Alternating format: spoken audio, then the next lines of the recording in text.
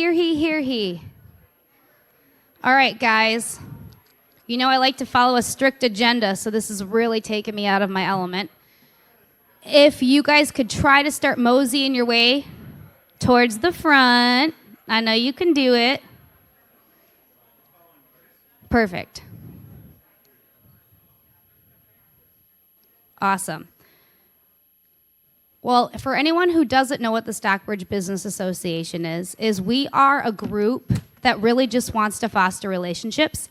Yes, our emphasis is on the business community, but it's about so much more than that. The West Side, I think one of our best values that we have is that we're all about relationships. We have lots of different angles and perspectives, but we really know how to come together when it counts. And so the StockBridge Business Association is an extension of that and a way for us to be able to start those relationships and work on them. And you might be wondering, how do you start those relationships? What is the StockBridge Business Association doing? Well, the first thing is you're here, so you get together and you get to meet someone new or catch up with an old friend or learn about this amazing Meyer Theater. I didn't know there was an organ in here. Did you guys know that? Yeah, no, you learn something new every day. And so the second way you can get involved is we have a social media program right now that you can sign up for free. I don't know how much longer the generous person's going to be doing it, but Daniela from Main Feed Marketing comes to your office, does an interview with you, and then she posts it on our social media, and she actually recently won an Addy for it. So pretty cool stuff. And the third way to get involved with the StockBridge Business Association is to talk to me, Claire, or Ryan. Claire and Ryan, raise your hands if you're in here, because we'd love to have you guys join and get involved. It's 3 of us that work hard on the board. It's all voluntary, and we try to divide and conquer, so we'd love to have you be a part of that as well. Ryan, would you like to come up here? All right, we're sliding all the way down to agenda number 1, 2, 3. You know what to do. Welcome, everybody. I just wanted to say thank you to Jess. She's really the horsepower behind a lot of this, and I think it's just done a great job of really building a great community here. And kudos to all of you. I was just talking to one of our local representatives about the StockBridge Business Association, and one of the things that I mentioned is that this is a community of people that really care about our community. So I'm always towing the line for neighborhood and for residents. And the thing that I love about this community is the business owners really care about community as well. And I just appreciate that about you guys, and you guys show up. Apparently, I'm also the resident pastor for StockBridge Business Association. So Jess always asks me to come up and pray before. So I know there's people of faith here and some that are not and are very gracious with us. So let me offer a word of prayer before we start. Father in heaven, thank you for this day, sunshine, promise of new life that comes with spring. Thanks for this opportunity to gather together for the food and the culture that we get to celebrate through that food. Pray for your great blessing in this time. In Jesus' name, amen. Well, when you have a pastor on the board, it'd be disrespectful not to have you say the prayer every time. And like I said, everyone is so welcome. We're so glad that you guys could be here. Everyone is a part of the StockBridge Business Association. All you have to do to sign up to be a member is fill out a form on our website. And that's just getting your information. And then you're a member. Super easy. So on the agenda, you'll see a QR code. If you scan that, you can sign up to do the social media campaign right now. You also can sign up to be a member there too. You know, that's my job. I have to keep plugging that. I would like to introduce our first speaker. Our first speaker has been just a blessing to the West Side and Grand Rapids as a whole. His leadership style is amazing. All of his team behind closed doors will always say Dale Robertson is a wonderful man to work for and work alongside. So I would like to introduce Dale Robertson from the Grand Rapids Public Museum, CEO and President. Give it up for Dale.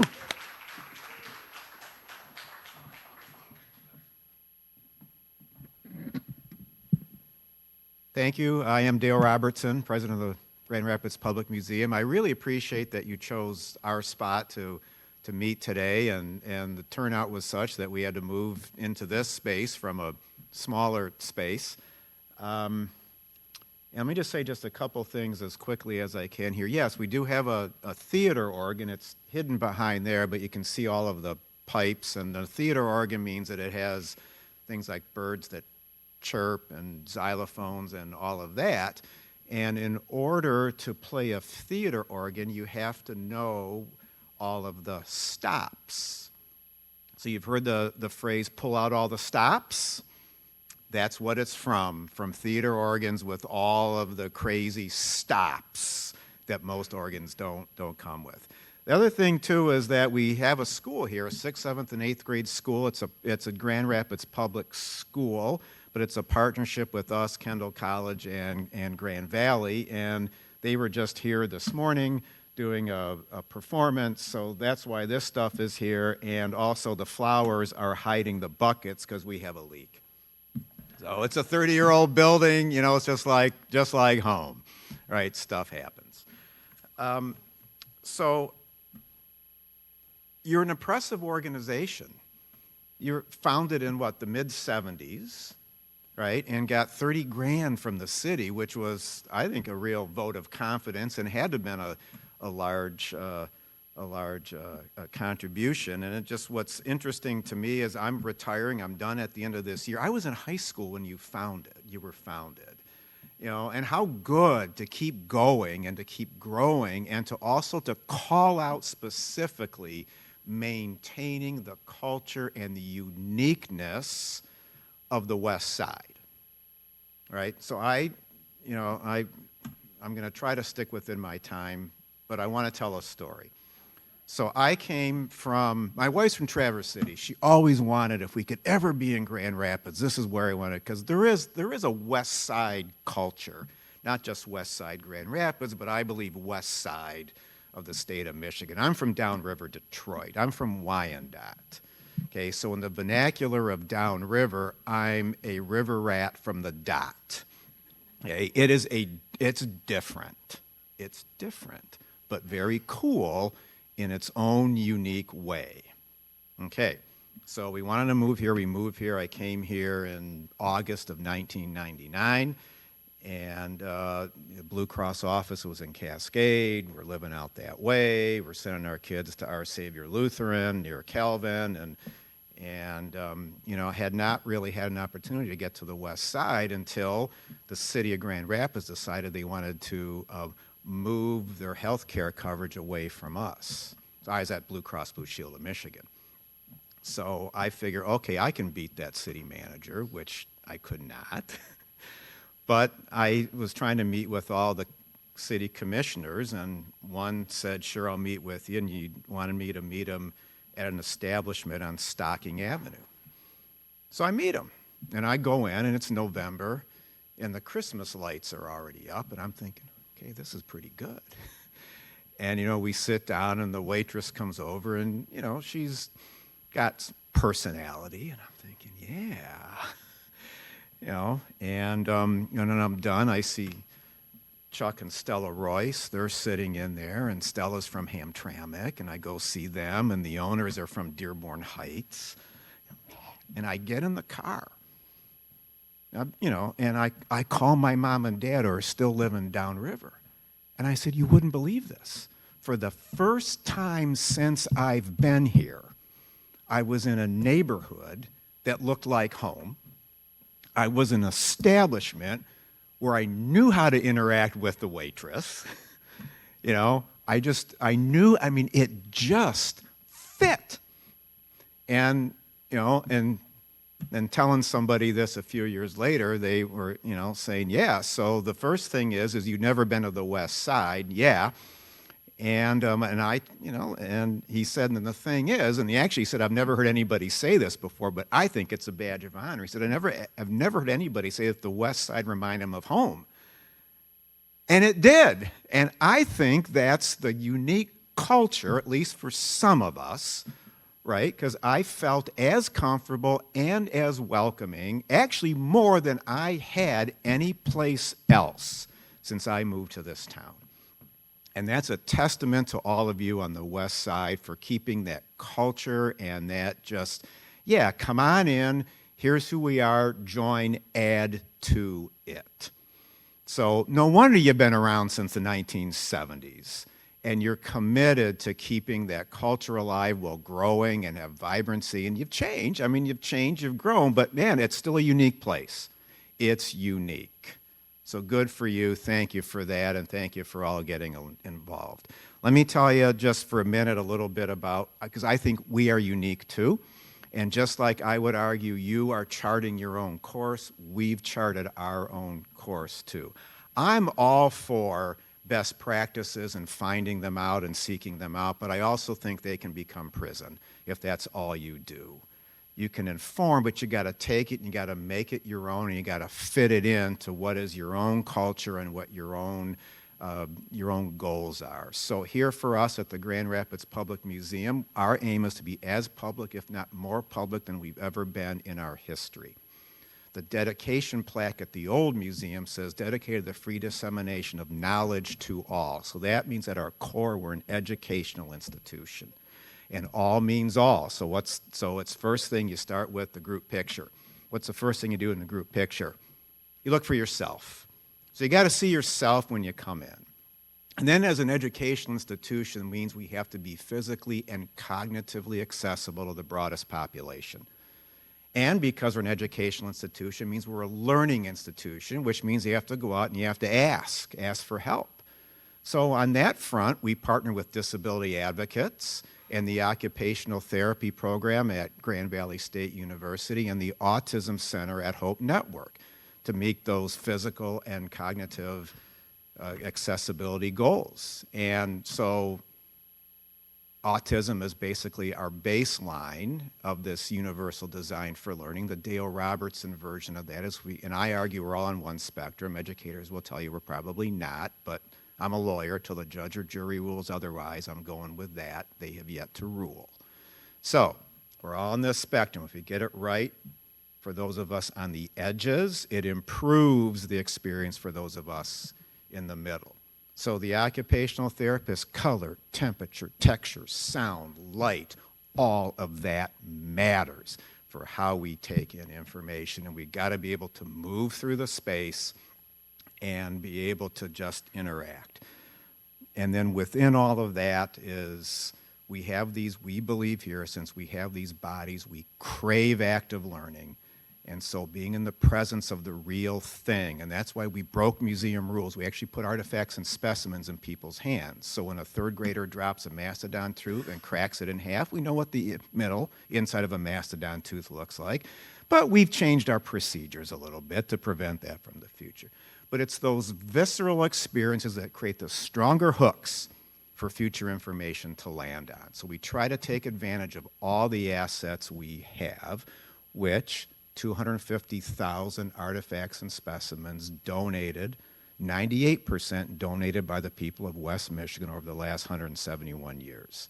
We serve every school district in Kent County, and because of a joint museum millage with Commissioner Hennessy, it was supported 10 years ago, and it'll be up and actually put it on the ballot again, every young person in Kent County up to age 17 gets in free 52 weeks of the year.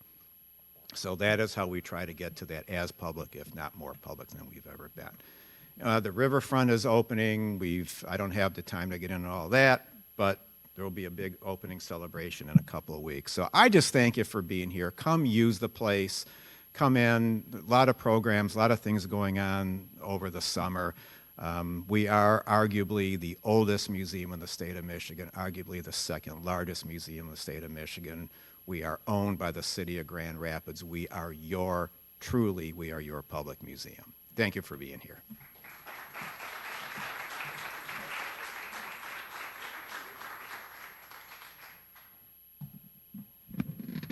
Did anyone else think that the Broadway bar was set up early for Christmas the first time they went there too? Our next presenter is super amazing as well. This gentleman has been involved with ArtPrize almost since the inception, right? Quite a while. So he's a big time mover and shaker over out in New York City too, Manhattan, I believe. But he is such an amazing artist that he knows to come back and support the community that built him. So he spends his time equally there and here.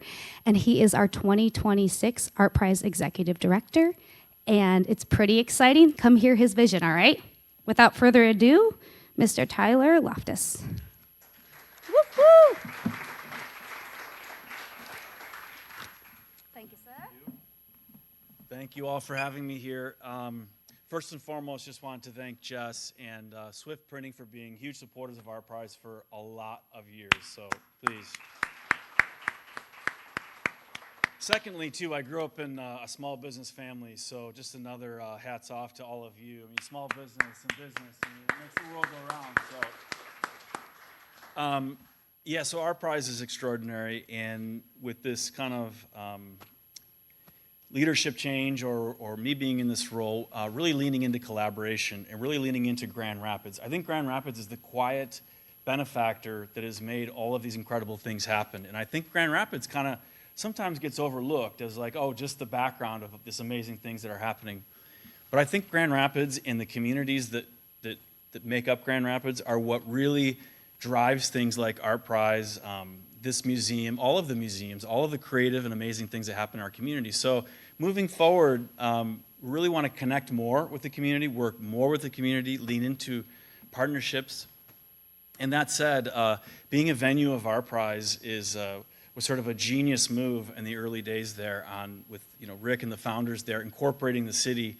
It really creates this natural fabric of authenticity that the art is actually a participatory and organic, hide and seek, lost and found scenario. So it's a really fun way to get people out into your community, out into your businesses, but it's also a really important way to push the arts conversation inside the United States, because what we're doing here is extremely rare. And like Jess was saying, I operate in Manhattan, my studio is in Lower Manhattan in Tribeca, and I find the things happening here more exciting, more avant-garde. We are pushing the envelope in the arts. We are including America in the arts conversation, and it starts with all of us. So please, I believe that the association has generously offered to reimburse anybody that does sign up as a venue, so that's incredible. Things like that, those are the reasons I'm doing this job. When you find buy-in like that, when you find people that are really going to kind of put their time and energy and their money where their dreams and their what they say, that's why I'm here, because there's enough of those people that I felt like we could continue this amazing thing called ArtPrize, but also grow it and continue it and have some fun and bring the world to our amazing city. So thank all of you, and please sign up. Let's have a hell of a year. Thank you. Thank you for having me.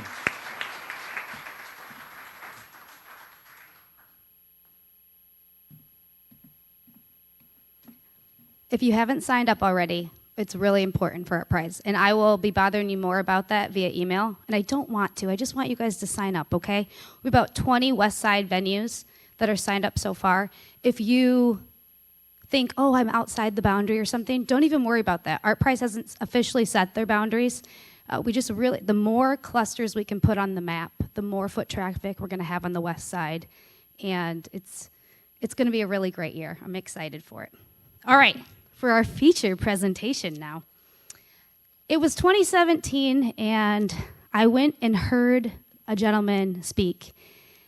And it had been a long time since I felt the way I felt after hearing this person speak. I immediately felt, you know me, I'm always hyper in the diaper, I'm go-getter, I'm energetic as they come. But I left hearing this presenter and thought, oh my gosh, I can do more. Like, I want to do anything I possibly can. I want to soak up as much wisdom as this guy has to offer. And, my family's very close. Our family's very close. I'm third generation at Swift Printing. And so naturally, I brought it into work and said, Mom and Dad, you got to hear this guy. It's going to help our business and probably fix all our marriages. And my parents agreed. This gentleman was an awesome speaker. And my dad, though, always takes things a little bit further than I do. Well, I'm trying to be as pushing the envelope as far as you do. But he reached out to Dan, and of course, they got coffee, and now they're buddies. And here we are today, right? And so Dan has been a world-renowned speaker. I don't know him that well personally, but I feel like I know him because he's so transparent. He tells it like it is, and he drops nuggets of wisdom that make me want to be a better person. And the West Side is such a beautiful melting pot of different cultures, faiths, communities. But what really makes it amazing is that we have great values, and we can come together, and we can take the circles and find the dots, not take the circles. I'm looking at a Venn diagram here. We can find our parts that connect and really come together. And that's something that I think our presenter, Dan Seaborn, does very well. And so without further ado, I'd like to introduce you to our speaker, founder of Winning at Home, great guy, Dan Seaborn.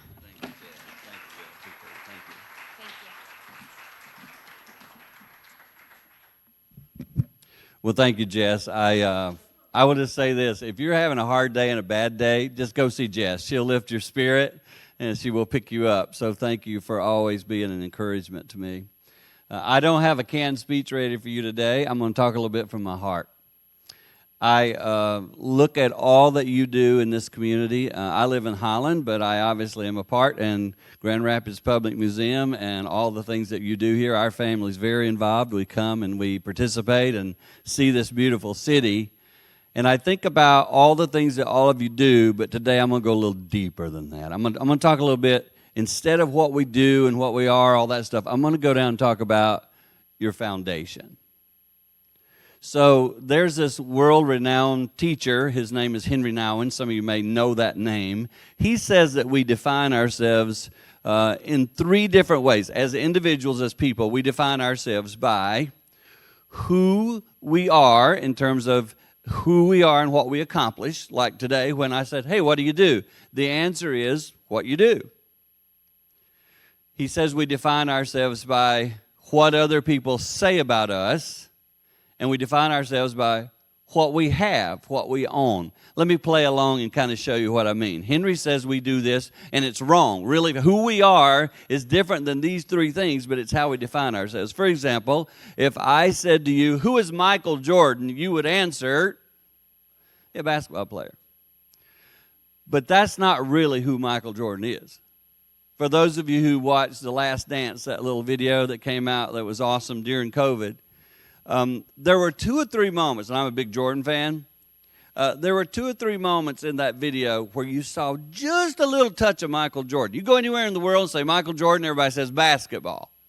But for a couple of little flickery moments in the video, if you recall watching it, if you saw it, there was a question asked to him, and it was so emotional for him, he literally started crying, and he got up and he walked away from the interview, and they showed that, and I was like, that's Michael Jordan. Down deep inside of him, it kills him that we call him this vicious competitor, because he would say, no, it's because I care. It's because in my foundation, I want you all to win. That's what he said in his tears. Henry Nouwen says the second thing we use is what we have. If I said to y'all Elon Musk, you would say billionaire. But I propose to you that Elon Musk, having a wayward kid that right now won't speak to him, if you sat down with Elon and said to him, hey, Elon, you know, you're a multi-billionaire. You can have anything you want. You can buy anything. You could buy Grand Rapids if you wanted to. But how are you doing down inside? I think you'd say, I'm hurting.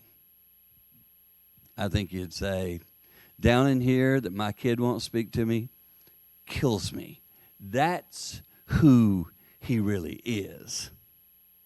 And the third thing Nouwen says is we define ourselves by what other people say about us. So y'all need to know a big reason I became who I am today is something happened to me when I was 5 or 6. Y'all can tell I'm from the South Carolina.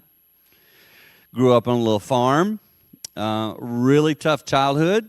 Finished great with my father, but as a kid, he was very, very difficult, very abusive. So I grew up always trying to get his affection, his love, his care. Never got it. And I remember when I was 5 or 6 years old, I'd had a hard day with Dad, and Mom and Dad were in the bedroom talking. I was trying to go to sleep, and I heard my dad say to my mom out loud, man, I just wish, my real name's Danny. I remember Dad saying, I just wish Danny would have never been born. And I carried that probably till about 5 years ago. Probably 5 years ago. I'm 65. About 60, I broke through defining myself as the person who really probably should have never been born. So I worked my butt off in education things, everything else, to try to get approval, which is what we do, which is what Nowen says we do. He said we define ourselves by what somebody said about us, by what we own, or by what we do. That's exactly what we do to define ourselves. And today, I'm just going to, just for a moment, challenge y'all to step way back from that for just a second and go, so like, what does my family think about me? Like, I got 8 grandkids. What do they think about Papa? They could care less that Papa today is speaking over at the luncheon at the public museum. If I tell them at public museum, they'd say, oh, did you tour? No, I was speaking there. That's a big deal to them. What matters to them is Papa available? Does Papa love me? Is Papa invested in me? I have a few grandkids who are in single-parent homes. Their moms are not married, and sometimes I'm riding in my truck with, the other day riding with my 13-year-old grandson. And he literally said out loud to me, Papa, I know you're getting older, but you're going to be around for a long time, right? And you know what I heard my grandson saying? I need you in my life, Papa. I need you investing in me. He didn't ask me, what do you do? He didn't ask me questions about how much I have. He did check on that.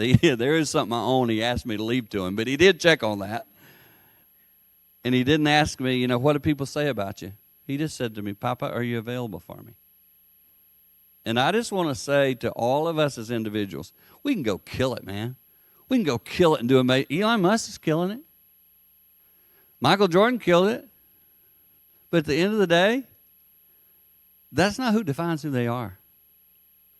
So it's really ironic to me that yesterday, about 7 o'clock last night, I'm on the phone, and I'm going to call him a kid because he's about 30 years old. I get a phone call from a kid who's grew up in this area but doesn't live here anymore, lives in a whole other state on the other side of the United States. He calls me. He has had what we searched for literally happened in his life. He has literally, overnight with something he did, he is going to become into the billions of dollars, billions. And he calls me last night going, so I made it, Dan. Like I freaking made it. I've got everything that anybody in the world could want. And he goes, is this it? Help me. I feel lost. And I just want to remind all of us, at the end of the day, all that other stuff isn't what matters. The foundation of who I am, what I'm centered on, what I'm focused on, what do I stand for, and who am I as a person? It's what matters. And I want to show y'all today something that shaped me greatly. I'm going to do the same as you and tell a little bit of a story here. So I want to take you back. I was financial director of a hospital in the Carolinas, and I felt called, very serious call in my life that I won't take time to talk about, but I'm a pastor now. I travel and speak across the country, lead an organization called Winning at Home. We do marriage and family therapy. That's just what we do. But if I go back, when I changed careers and I left accounting and I went into this speaking thing, I remember telling my wife, I feel like I'm called to be a speaker. She literally said, you can't talk. I said, I know I can't talk. So this big change of my life and my career, and I went back to train to prepare to be a pastor. And with my finance background and all that stuff, it was just, I didn't want to go to a seminary. It felt weird to me, go sit under trees and think about things. I just wanted to go somewhere to get practical experience. So I went to an institution where I was trained for ministry, and here was the options.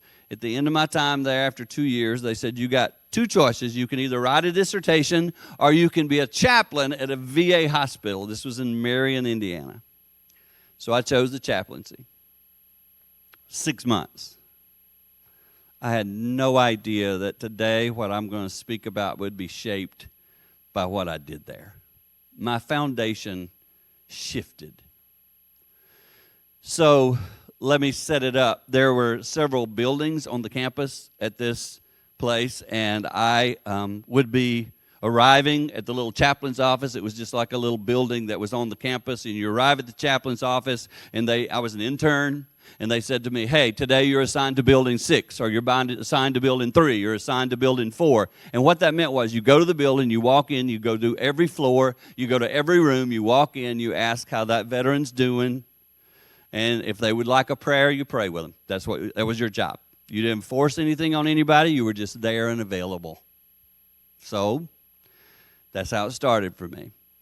And I'm a couple of days in, I'm a rookie, I'm learning. They assign me building 4. I go into this building, I've gone around, it's the floor of a hospital. You guys know what that looks like. I went around, I went to the first door, second door, all the way around. I get to this very final room I'm going to go in, and as I'm walking toward it, a nurse saw me and said, sir. I said, yes. She said, who are you? I said, intern, new chaplain here. She's like, okay, before you go in there, I just got to give you a heads up. I said, okay, what is it? She goes, well, the guy in there was injured in the war. He was shot in the neck, and he can't move anything from his neck down. All he can do is turn his head. So just know going into the door, his name is John Berg, and just know he will be laying in bed, and all he can do is say hi to you and turn his head. I said, thank you for the heads up. I walked to the door. I knocked on the door. I said, Mr. Berg, yes? May I come in? Yes. I walked in. I met a gentleman, and I used that term as strong as possible, a gentleman. And I said, Mr. Berg, my name's Dan Seaborn. I'm new here. I'm a chaplain, but I'm going to be coming checking on you for the next 6 months. Nice to meet you. Literally laying in bed all day long. Literally, all he did was turn his head this way or turn his head that way. I went in that room to get to know him and to care for him and to pray for him. But my goodness, the script got flipped, and that dude started investing in my life in a way that was honestly quite shocking. He couldn't move other than his head. Never complained. Never griped about it. Never said how unfortunate it was. I asked him the whole story, told me the whole story, what happened, shot, terrible situation, thought he was going to die, survives, comes back, put in that bed, there until he dies. And I'm like, John, your attitude, though, man, your attitude is just off the charts. Well, I have a good foundation. I'm like, talk to me about what you're talking about. Well, life's bigger than me, Dan, and I've done what I can do, and I want to now, whoever walks through that door, I want them to leave going, I met a solid man who's strong. And I'm like, goodness gracious, I'm 35 years old. I'm being influenced by a dude that can't move other than his neck. And we began a friendship. Like, I would arrive, and you got to assign different campuses. I would be, please, 4. I want building 4, because I wanted to see John. And you didn't go to that building. They had to let you in. You couldn't go there unless you were assigned there. So I would pray that I got building 4. I want to tell y'all that one time I walked into that building, and it's almost wrong for me to tell you this, but I'm just going to tell you what happened. I arrived. I'm going toward the room again. I know the nurses now, and they're like, Dan? I said, yeah. They said, hey, we need to tell you something. I said, what? They said, last night, another one of the gentlemen here who has mental health issues was able to get out of his room. We had him secured, but he got out, and he went in John's room, and he took a bar, and he beat John to a pulp. And I'm like, what? And they're telling me this, and just like you, I'm like, ugh. So I go into John's room. I walk in. I said, John, are you okay? I'm checking on him. I'm so sorry. He looks at me and goes, what are you sorry for? I'm like, John, this gentleman came in and tried to kill you with a pole last night. What the world? And he literally looked at me and said, Dan, let me tell you something. I didn't feel a thing. Literally, he said that out loud to me. I'm like, John, this is wrong. I can't be laughing right now. And we sat there and laughed together. And this dude checked on my life. He checked on my family. He checked on my soul. He loved me. And my last day that I would be in that hospital, I dreaded going and saying bye. And I went in that room on my last day knowing I was moving here to Michigan. I came to Michigan from Marion, Indiana, and I said to him, John, I'm leaving today, and I'm going to miss you, man. And we hugged. I hugged him. I kissed him. I remember planting a big old wet kiss right on his forehead. I said, you can't wipe me off you. And so we just loved on each other. I hugged him as much as you can hug. And I thanked him for helping me get perspective. And I'm walking out of the room, and I get to the door. I'm crying like crazy. We've said bye. I'm crying like crazy. Dan, I said, yes, John. He said, come back. I walked back. And I walked up to him, and I said, John, what do you want to say to me? And he said, do me a favor. I said, okay, what is it? He said, go over to my little dresser. He had a little dressing room. We kept his clothes. He said, go over to the dresser. I walked over to the dresser. He said, open the drawer. I pulled the drawer open. He said, reach in there and grab that. And I said, this? And he said, yeah, grab that. I said, what is this? He said, well, Dan, I had the nurse tip my bed up, and I asked her to put a paintbrush between my teeth, and I painted this for you. And I want you to do me a favor. He said, Dan, I'll never leave this bed. You're moving to Michigan. You're going to start traveling the world preaching. Would you take this and hang it somewhere in your office and take me with you wherever you go? Because I'll never get to leave, but will you carry the memory of our relationship and our friendship? And I was like, you freaking kidding me, John? Of course I will. So if y'all came to my office this morning, it hangs in my window. And I'm sure people walk in my office sometimes going, what is that thing? Oh, I bet his grandkid made it. Because it doesn't look like a lot. This little dog is priceless to me. Because the dude who painted this for me taught me about kindness, patience, goodness, self-control, all the things that I want to exhibit, all the things I want my grandkids to know about me. Y'all hear me speak today? That's what you'll know me for. That's not me. Who I am as a person is what I'm like when I get home. And I just challenge y'all today. Whose life are you influencing like this? Like, that's a big deal to me. That dude last night on the phone, the 30-year-old, I said to him, hey, man, you're going to make it. You're in a spot that's really challenging, but you're going to be okay. I tried to be his John Bird last night, 7 o'clock. Because all of you get a chance today to influence somebody. Kid, grandkid, neighbor, I don't know, maybe a kid that's coming to visit the public museum. Leave a legacy. Let them see something about you that's bigger than what you do, what you got, what somebody says about you.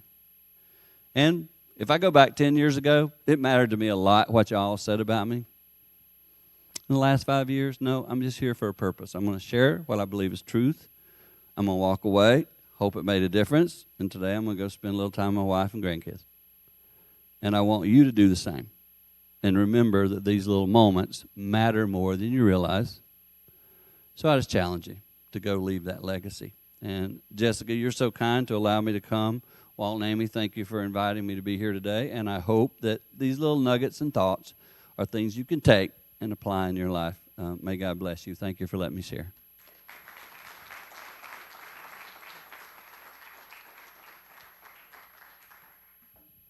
Thank you so much.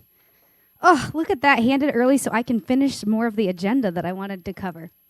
Thank you so much, Dan, for being here. If you guys want to learn more about what he does, Winning at Home is a great way to do that. I've already told you guys about how you need to be a member, right? So get out your phones and scan those QR codes. The main thing that I want to also talk to you guys right now, there was a poster out there by the door. So the StockBridge Business Association is me, Claire, and Ryan, right? So it takes a village. And if you have an idea that you want to do or put together for us, something that's been requested is after hours events. And so we're kind of just partnering with people that want to do an event. And Eli's here, where are you? Thank you. He's hosting the event on 616 Day, which is June 16th, and it's a partnership with Riverbank Runs, but also the other business districts are going to be there as well too. So it'll be a great community mixer. It's from 4 to 7 p.m. At New Holland on Bridge Street. So that'll be a really fun thing to get to. Okay, so you're wondering, how did we get this amazing location, right?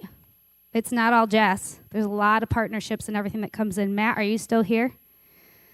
Matt and I are buddies from another community group and made the connection so that we're able to be here. So big thanks to Matt and the whole Grand Rapids Museum for having us here today. Give it a round of applause.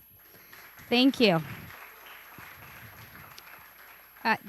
Dan, Tyler, and Dale, thank you so much for being our speakers. Round of applause for them. Elgar and Haro, thank you so much for the lunch. Please, guys, get some tamales on your way out. Claire and Ryan, you're the best. Teammates, thank you so much. Chris Crayson, Town Lamacusa, thank you for all your work. We're really trying to unite the West Side. You know, we've got the soccer stadium coming, and it's really important. It doesn't need someone else. You don't need someone else telling you what to do or how to do. If you want to get involved, just reach out. It's so hard, as our nonprofits in the area will tell you, because you're spread so thin. Same with businesses. We're just spread thin. So if you have something that you feel like you could get involved with, reach out to Annette. Annette, I'm sure, could use the help at West Grand Neighborhood Organization. At the beginning, I normally like to thank any elected officials. So if our elected officials are here, could you stand up? We'd like to give a round of applause for all you do, including our fire and police. You're not going to do it? Come on. Carol already leave? Thank you, thank you, thank you. Pete McGregor, our county treasurer. Okay, and last but not least, thank you guys for being here. It takes all of you. You have a million things you guys could be doing today, and you chose to be here on the West Side at the Grand Rapids Public Museum. I hope you have a fantastic day and network. Get together, set up a coffee date with a pal, and we will see you in July. At July, we are going to the Sullivan's Field. Fans of Valley Field's going to host us. I don't know exactly where we're going to be, but we're going to grill out and make it a really nice time. So hope to see you on June 16th, and I believe it's July 23rd. Thanks for coming. Enjoy.